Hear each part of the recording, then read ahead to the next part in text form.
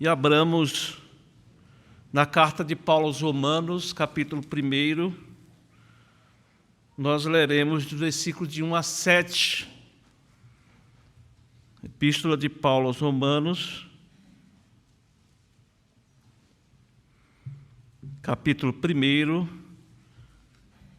versículo de 1 a 7. Na última oportunidade, nós fizemos a introdução dessa carta e hoje nós vamos começar a expor efetivamente nos versículos, e hoje damos início nos primeiros 7 versículos, que diz assim: Paulo, servo de Jesus Cristo, chamado para ser apóstolo, separado para o evangelho de Deus, o qual foi por Deus outrora prometido por intermédio dos seus profetas nas Sagradas Escrituras, com respeito a seu Filho, o qual, segundo a carne, veio da descendência de Davi e foi designado Filho de Deus, com poder, segundo o Espírito de Santidade, pela ressurreição dos mortos, a saber, Jesus Cristo, nosso Senhor, por intermédio de quem viemos a receber graça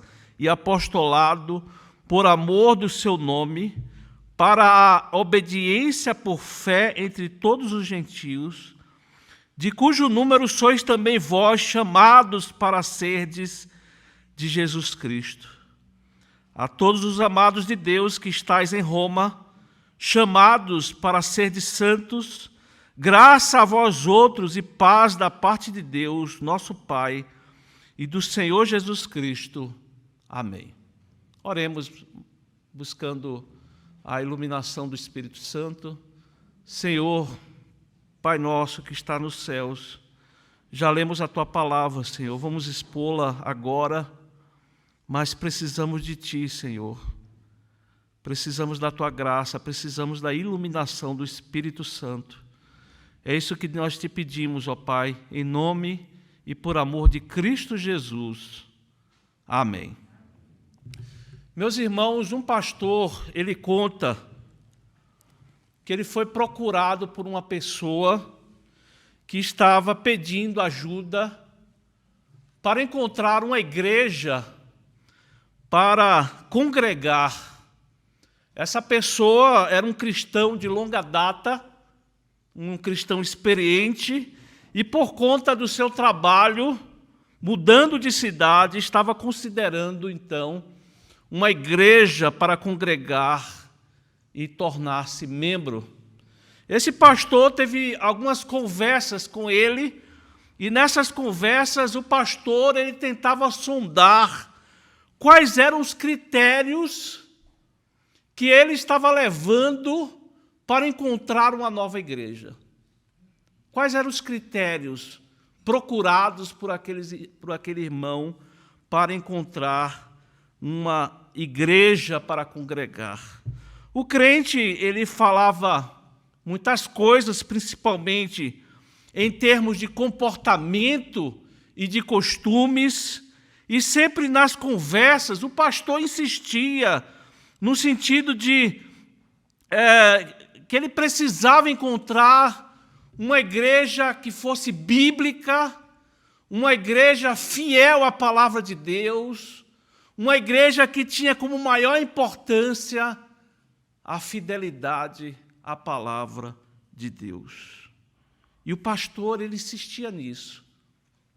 E chegou certo momento que o pastor ele tinha a sensação de que aquele irmão ele não estava entendendo aquilo que o pastor insistia, ele não estava compreendendo isso, até que, em certo momento, o pastor lhe fez uma pergunta direta.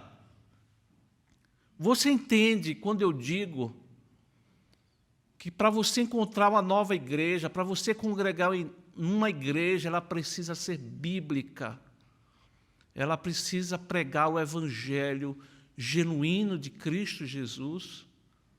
E o pastor insistia nisso, chegou a algum instante, o pastor perguntou a ele: você já anunciou o evangelho? Você já falou o evangelho para outras pessoas? E o crente: sim, pastor, Já falei do Evangelho. E aí o pastor perguntou, o que é que você geralmente diz quando você prega o Evangelho? E o crente, ele disse, olha, pastor, eu falo muito da minha igreja, eu falo muito contra as imagens, eu falo mal do Papa, eu falo mal das pessoas que não se comportam bem, das pessoas que fumam, das pessoas que bebem. E o pastor disse o seguinte para ele, olha, nada disso que você está me falando é o Evangelho. Meus amados irmãos, essa situação que eu acabei de narrar para vocês não é um caso isolado. Muitas pessoas, muitos e muitos evangélicos, não sabem o que é o Evangelho. Sabemos, irmãos, que a igreja cristã, ela realiza muitas atividades no mundo.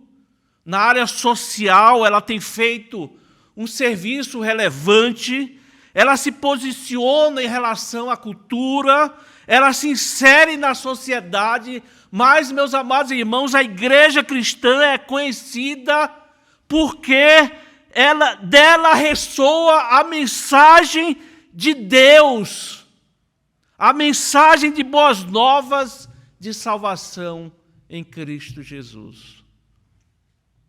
Desde o início, a igreja ela vem proclamando o Evangelho de Deus, mas também desde o início a igreja tem lutado para preservar pura essa mensagem, irmãos. Para preservar pura essa mensagem bíblica. E já no primeiro século começaram a aparecer distorções, apresentações falsas dessa mensagem. Já na época do apóstolo Paulo, havia os judaizantes, que são rechaçados, conforme nós encontramos no capítulo 15 de Atos dos Apóstolos, quando ali nós temos o primeiro concílio da igreja, a primeira reunião da igreja para resolver essa questão dos judaizantes. Na mesma época, apareceram os libertinos, ainda no período dos apóstolos. Aquele grupo, ele reconhecia que a salvação é pela graça, nós somos salvos pela graça de Deus, logo, segundo esse grupo, não importa de que maneira eu viva, eu serei salvo de qualquer maneira. Então eles aproveitavam a graça para viver em pecado. Isso é a grande distorção do Evangelho. No segundo século apareceu o gnosticismo, que era uma mistura, uma tentativa de misturar a fé cristã com o pensamento helênico, a filosofia grega que dominava aquela época, outra distorção do Evangelho.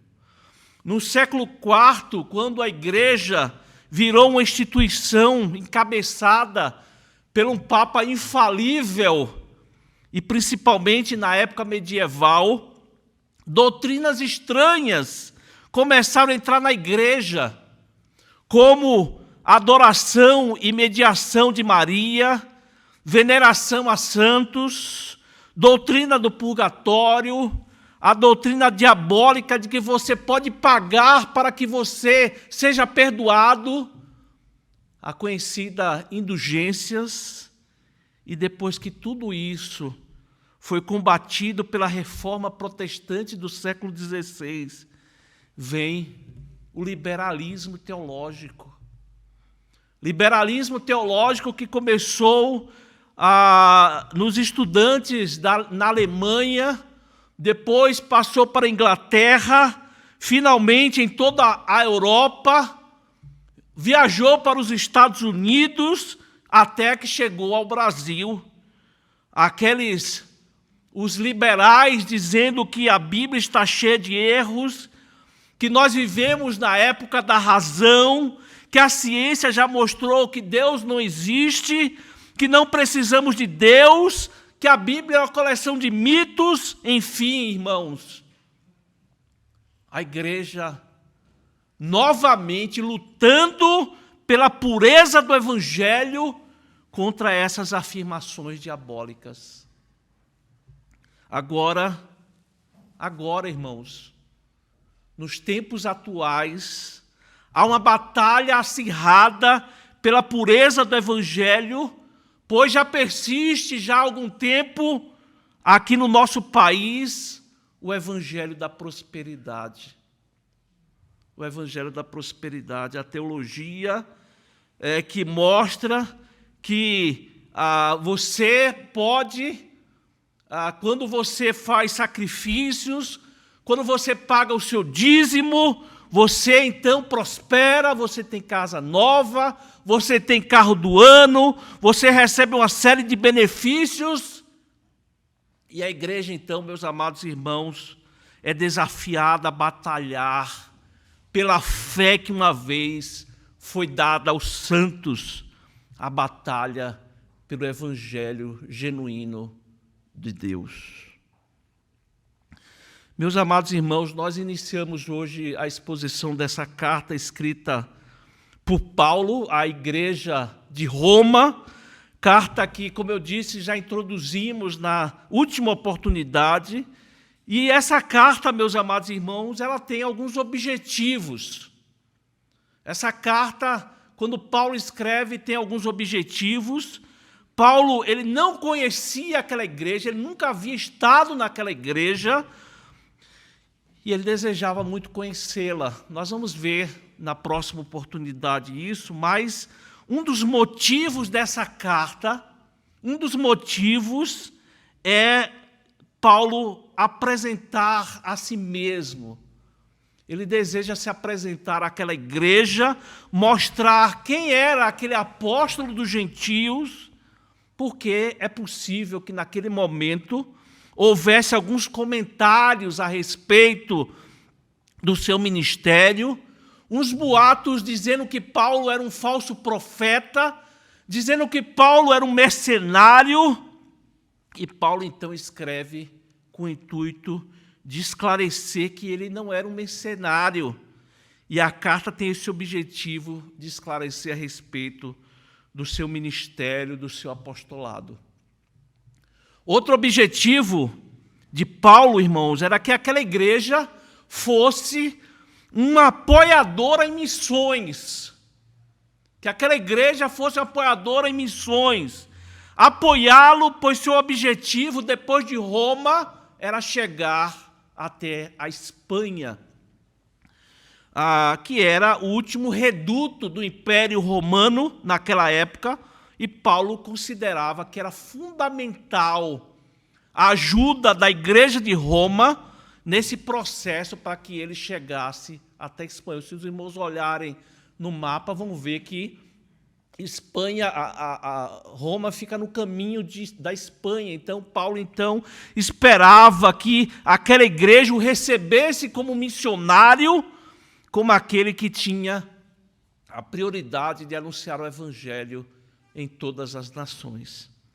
E outro objetivo, e nós vamos constatar isso durante todo o estudo na carta, nós vemos de maneira rica aqui, irmãos, nós vamos ver de maneira rica, de maneira sistemática e profunda, que o objetivo de Paulo é apresentar a mensagem que ele pregava, é apresentar o evangelho genuíno de Jesus Cristo. Então, irmãos, se nós fôssemos fazer um resumo aqui dessa carta, em palavras simples, nós podemos dizer que é uma correspondência. Aqui nós temos uma correspondência, onde Paulo se apresenta à igreja, declara aquilo que ele crê, ele declara aquilo que ele prega e rebate as acusações feitas contra ele, na expectativa de que aquela igreja o receba como missionário e o encaminhe até a Espanha. Vejam, irmãos, que logo na introdução dessa carta, Paulo já estabelece o que é o Evangelho. O que é o Evangelho?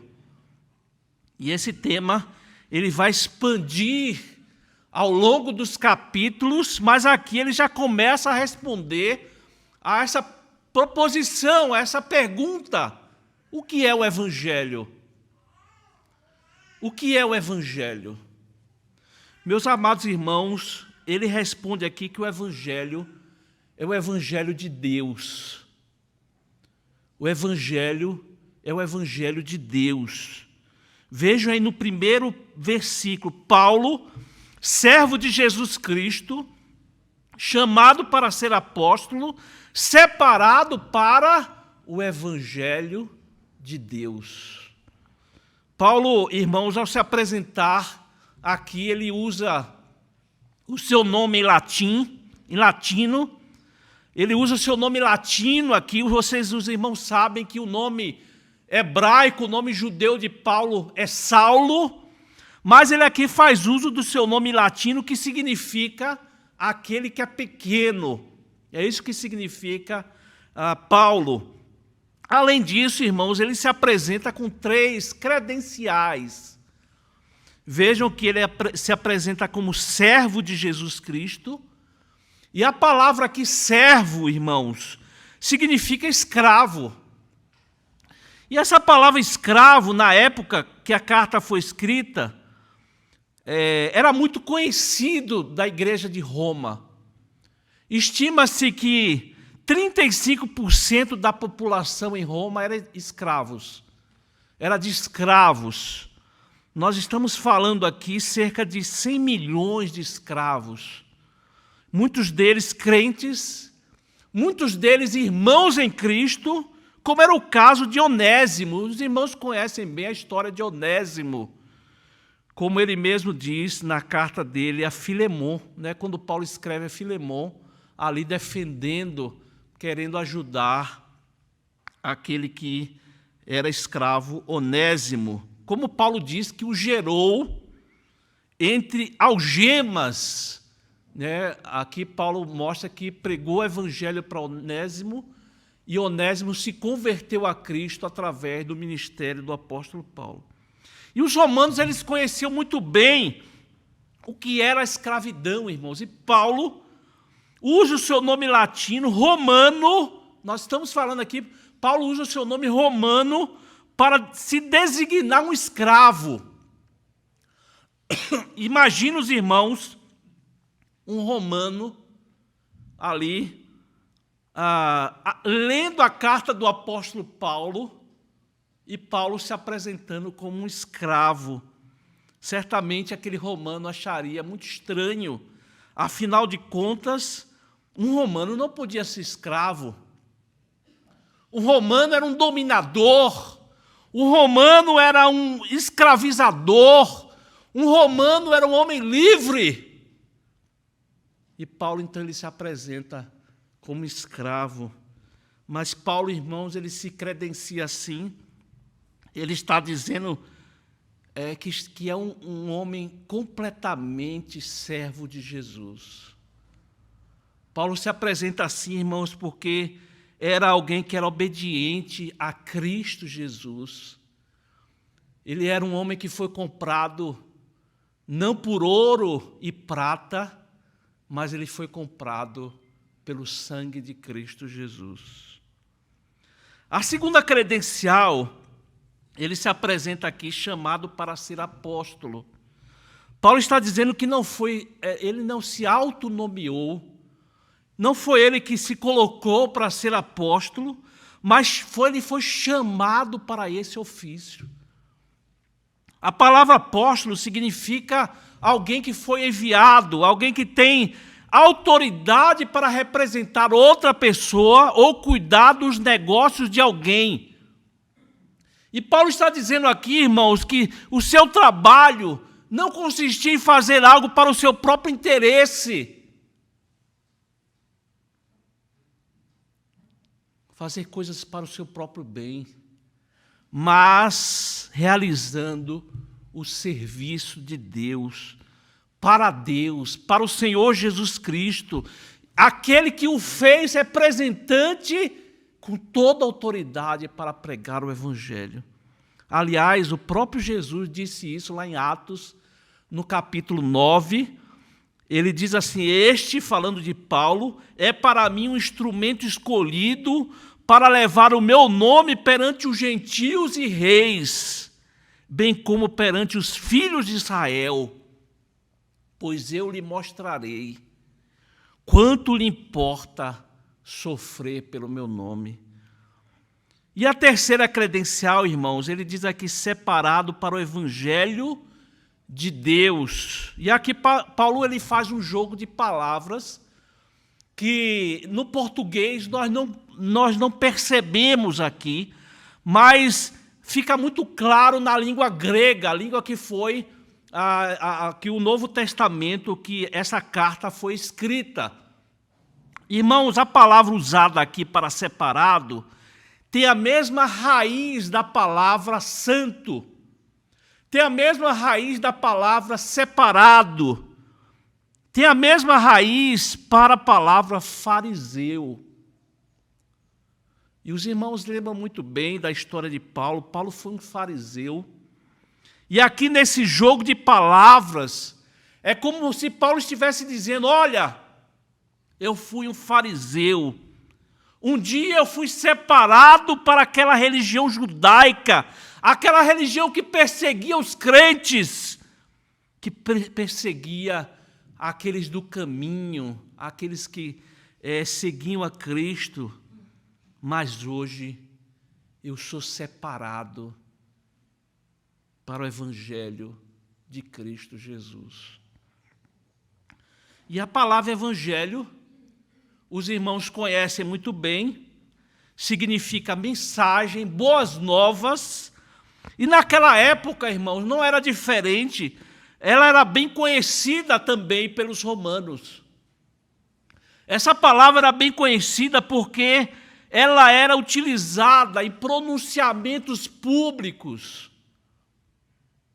Quando o imperador ele tinha uma palavra favorável, quando o imperador tinha uma boa notícia a dar ao povo, quando o imperador desejava passar uma boa notícia, ele enviava um representante, alguém era enviado, e esse representante ia às praças públicas, dizendo: olha, eu tenho uma boa notícia para vocês. Eu tenho o evangelho para vocês. Por isso Paulo, ele se apresenta como tal, um portador de boas notícias. Não era uma notícia do imperador, não era a notícia de um rei ou de um governador, mas Paulo tinha a boa notícia do Rei dos Reis, Senhor dos Senhores. E o que é o evangelho, irmãos? O que é o evangelho? Veja que Paulo também ressalta aqui que o evangelho ele é antigo. O evangelho vem de longo tempo. Veja aí no versículo 2, o qual, ele falando do evangelho, foi por Deus outrora prometido por intermédio dos seus profetas nas sagradas escrituras. Meus amados irmãos, o evangelho ele é antigo. É uma promessa antiga e mais uma vez é como Paulo estivesse dizendo aqui: olha, eu não estou trazendo aqui uma mensagem nova. O que eu falo para vocês não é algo inventado agora, não é uma mensagem revolucionária, mas é uma mensagem que é uma promessa antiga, o cumprimento de uma promessa feita desde os primórdios da humanidade. Na Bíblia, irmãos, logo no livro do começo, logo no livro do Gênesis, essa promessa ela está presente, que é o conhecido proto-evangelho, aquele que se define como a primeira comunicação de Deus aos homens. Nós encontramos lá em Gênesis 3,15. Porém, inimizade entre ti e a mulher, entre a tua descendência e o seu descendente. Deus falando aqui de dois tipos de povos. o povo de Deus e o povo do diabo, porque só existem dois povos neste mundo. Não existe um povo neutro, mas ou é o povo de Deus ou é o povo do diabo. E Deus já mostra aqui essa separação, e ele diz: este te ferirá a cabeça e tu lhe ferirás o calcanhar. Já falando daquele que viria esmagar a cabeça da serpente, aquele que viria para redimir o seu povo. E logo depois da queda, irmãos, nós sabemos da entrada do pecado, a entrada do pecado no mundo pelos nossos pais. Deus, ele faz uma promessa de redenção do seu povo. E logo depois, essa promessa ela vai se estendendo. Ele chega para Abraão para ali formar o seu povo. E ele disse: em ti serão benditas todas as nações da terra.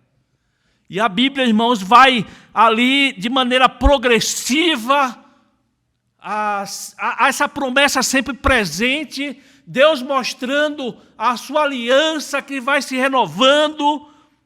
O profeta Isaías, ele dirigido pelo Espírito Santo, ele diz que Deus levantaria um servo, e esse servo iria sofrer, esse servo iria ser morto, e que através da sua morte Deus iria perdoar os pecados do seu povo. E é muito interessante, irmãos, que o próprio Jesus, narrado ali em Lucas, quando ele estava ali com aqueles dois, naquele texto conhecido como os discípulos, no caminho de Emaús, Jesus ali vai conversando com aqueles dois discípulos que andaram com Cristo, discípulos que ouviram as promessas de Deus, que a todo instante foram instruídos. Aqueles dois estavam cabisbaixos, céticos com relação à missão que Deus havia dado. E Jesus os chama de tolos, Jesus os chama de nécios e tardos de coração para crer tudo o que os profetas disseram. Afinal de contas, irmãos, o Evangelho é antigo. O Evangelho vem de longa data. Eles não se lembravam dos ensinamentos que Jesus mesmo deu a eles, que ele se levantaria depois de 3 dias. E o que Paulo afirma aqui, irmãos, é que o evangelho que ele pregava aos romanos era uma promessa antiga, estava no Antigo Testamento, prometida desde os tempos antigos. Aliás, meus irmãos, a Bíblia Sagrada diz que esse evangelho, ele foi instituído, foi declarado pela Trindade Santíssima desde os tempos eternos. Como diz lá em Apocalipse 13:8, o Cordeiro que foi morto desde a fundação do mundo. E há uma passagem, irmãos, que lança a luz sobre esse tema da longa data do Evangelho, que vem dos tempos dos primórdios. Está na primeira epístola de Pedro, capítulo 1, versículo 10, quando ele diz assim: foi a respeito desta salvação, ou seja, ele está falando do Evangelho, que os profetas indagaram, inquiriram, os quais profetizaram acerca da graça a vós outros destinada. Paulo está dizendo, irmãos, esse Evangelho, ele é antigo, ele é prometido desde os primórdios da humanidade, o qual foi por Deus outrora prometido por intermédio dos seus profetas nas Sagradas Escrituras. O que é o Evangelho, irmãos? O que é o Evangelho? O Evangelho, irmãos, é Jesus Cristo. O Evangelho diz respeito a Cristo. Ele é o Verbo, diz respeito a uma pessoa, irmãos. Diz respeito a Jesus Cristo. Vejam nos versículos 3 e 4 aí.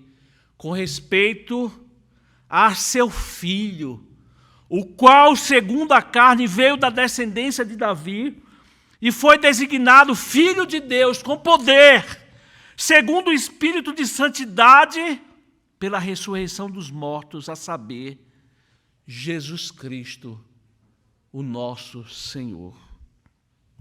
Meus amados irmãos, o Evangelho diz respeito a uma pessoa, Jesus Cristo. O Evangelho não é para melhorar a sua vida financeira. O Evangelho não é sobre prosperidade. O Evangelho não é para te dar uma casa nova. O Evangelho não é para que você tenha a sua conta cheia de dinheiro. O Evangelho é sobre Jesus. É sobre Jesus. O centro da pregação da igreja é Cristo. E como nós ressaltamos anteriormente, irmãos, havia uma promessa que Deus enviaria alguém para resolver o maior problema da humanidade. O maior problema da humanidade, o maior problema que o ser humano enfrenta, que é a morte. Que é a morte. Deus mandou Jesus, seu Filho amado, para morrer na cruz, para se entregar em sacrifício, para que todo aquele que nele crê não pereça, mas tenha a vida eterna. Jesus, como diz o versículo 4, ele foi designado, ele foi estabelecido, ele foi reconhecido como Filho de Deus, a segunda pessoa da Trindade, participante da mesma glória do Pai. Jesus, homem Deus, que partilha da mesma glória e essência do Pai, ele mesmo se deu, ele mesmo se ofereceu em sacrifício para o resgate do seu povo. O Evangelho, irmãos, que transforma vidas, é o Evangelho de Cristo. O Evangelho que estabelece novas criaturas, é o Evangelho que prega Jesus Cristo. É o que nós vemos na vida de Simeão, aquele que contemplou o Salvador ainda pequeno, ainda criança, a ponto de dizer: agora, Senhor, pode despedir em paz o teu servo segundo a tua palavra, porque os meus olhos já viram a tua salvação. É isso que vemos, irmãos, na vida de João Batista, o profeta João Batista, que disse: eis o Cordeiro de Deus, que tira o pecado do mundo. É isso que nós vemos, irmãos, naqueles pescadores, naqueles homens simples que largaram as suas redes e se tornaram pescadores de homens. É isso, irmãos, que nós vemos naquelas mulheres, Susana, Joana, Maria Madalena e outras mulheres, verdadeiras auxiliadoras, que seguiram e colaboraram no ministério de Jesus. É isso que vemos na vida daquele publicano chamado Levi, que estava ali assentado na coletoria, e Jesus disse: segue-me.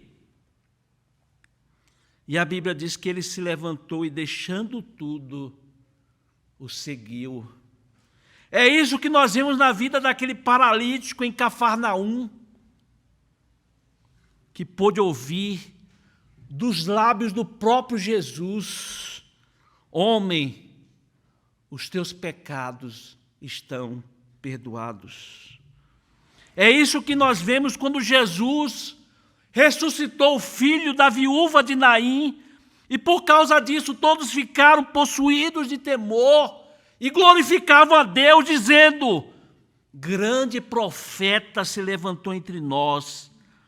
Olha, ouçam bem, irmãos, e Deus visitou o seu povo, Então, irmãos, vejam que Paulo aqui nos versículos 5 e 6, ele ressalta que o Evangelho faz com que nós mudemos o nosso caminho, nos tornemos novas criaturas, nos convertamos a Cristo e obedeçamos os seus ensinamentos. Olha o que ele diz aqui: por intermédio de quem viemos a receber graça, ou seja, através do Evangelho, e ele segue no ofício dele de apostolado, por amor do seu nome, para a obediência por fé entre todos os gentios, de cujo nome, de cujo número sois também vós. Todos nós, irmãos, que fomos alcançados pelo Evangelho, todos nós que tivemos a nossa vida transformada, modificada pelo Evangelho, chamados para serdes de Jesus Cristo. O Evangelho, irmãos, que é bíblico, é da palavra de Deus, é o Evangelho que fala de Jesus, ele gira em torno de Jesus. A boa notícia é a vinda de Jesus para nos redimir. E como ele fez naquela época, ele continua fazendo hoje, transformando vidas, salvando, redimindo as pessoas, perdoando-as dos seus pecados.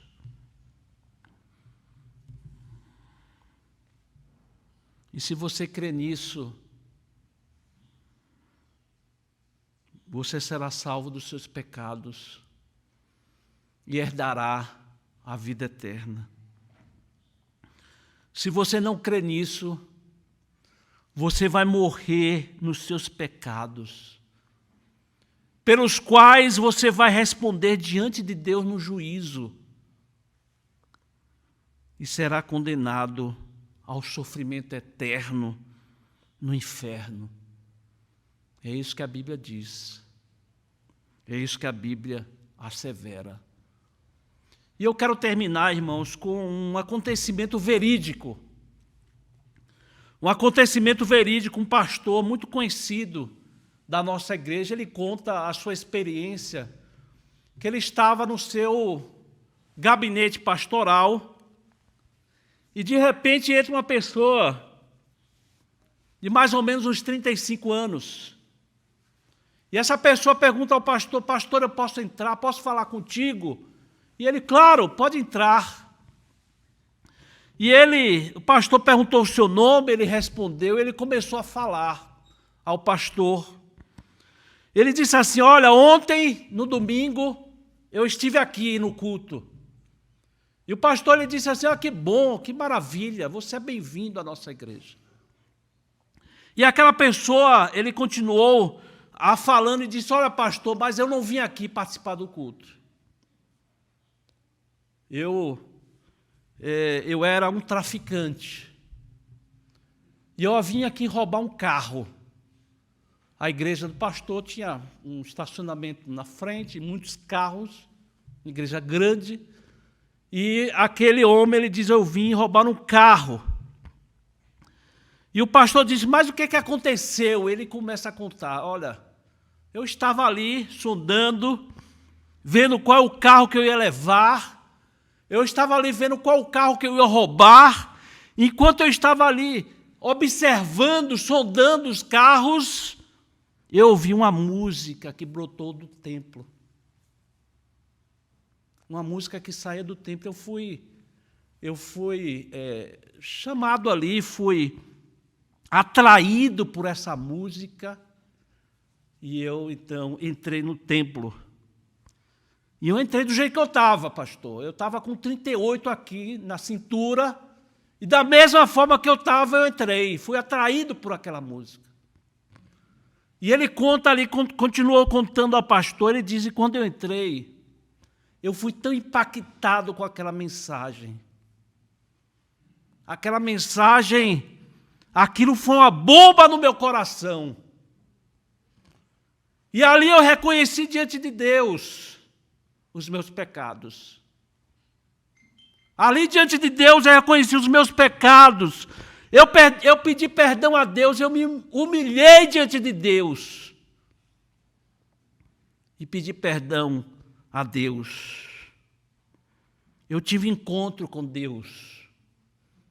Eu saí chorando da igreja, totalmente impactado com aquela mensagem.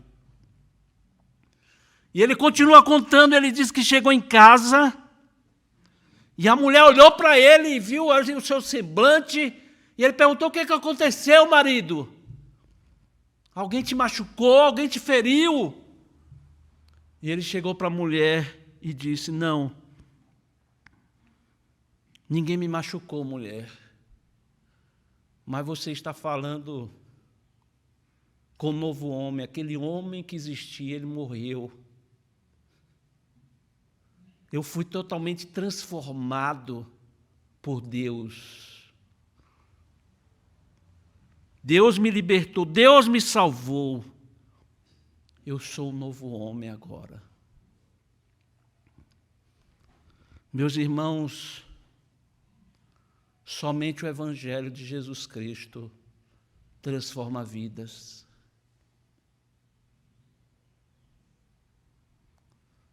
Somente o Evangelho de Jesus Cristo, o Evangelho que é centrado no nome de Jesus Cristo, pode transformar pessoas em novas criaturas. Esse é o Evangelho, irmãos, que a igreja é desafiada a pregar. O Evangelho de Jesus Cristo. Que Deus nos abençoe, irmãos. Amém.